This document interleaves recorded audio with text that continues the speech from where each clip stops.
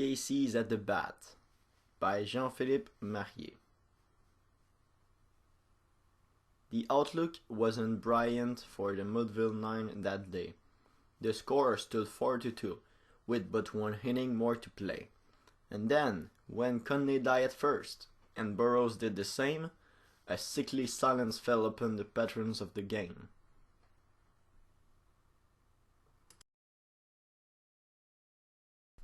But Flynn preceded Casey's, as did also Jimmy Blake, and the former was a Lulu, and the latter was a cake, so upon that stricken multitude grim melancholy sat, for there seems but little chance of Casey's getting to the bat.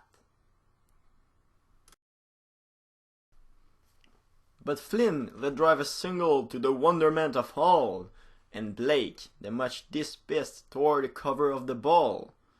And when the dust has lifted, and the Mensa wood had occurred, they wished Jimmy safe at second, and Flynn a hugging third.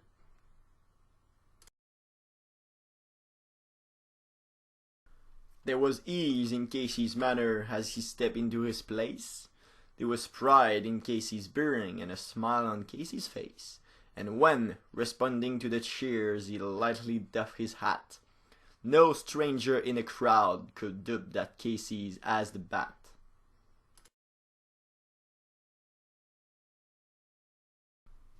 "10,000 eyes were on him as he rubbed his hand with dirt.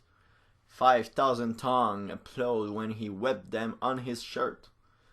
Then, while the riding pitcher ground the ball into his hip, defiance gleamed in Casey's eyes, a sneer curled Casey's lip. And now the later covered sphere came hurtling through the air, and Casey stood a-watching it in hotly grandeur there. Close by the sturdy batsman the ball unheeded speed. "That ain't my style," say Casey's. "Strike one," the umpire said.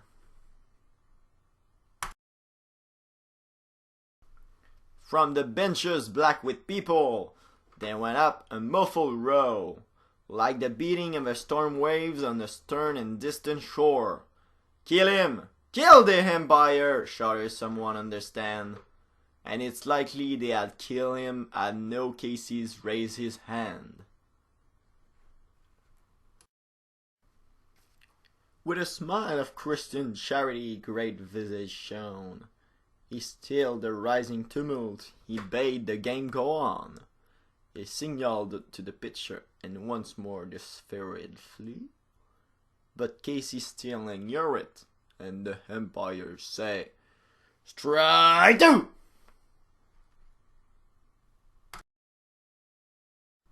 "Fraud!" cried a mad thousand, and echo answered, "Fraud!" But one scornful look from Casey's, and the audience was on. They saw his face grow stern and cold, they saw his muscles strain, and they knew that Casey's wouldn't let the ball go by again.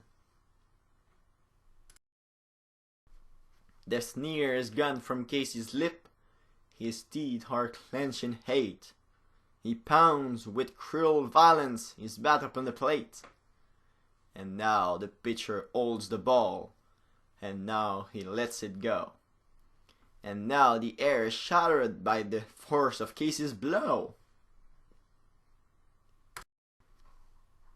Oh, somewhere in the favored land the sun is shining bright. The band is playing somewhere, and somewhere hearts are light. And somewhere men are laughing, and somewhere children shout. But there's no joy in Mudville. Mighty Casey's has struck out. The end.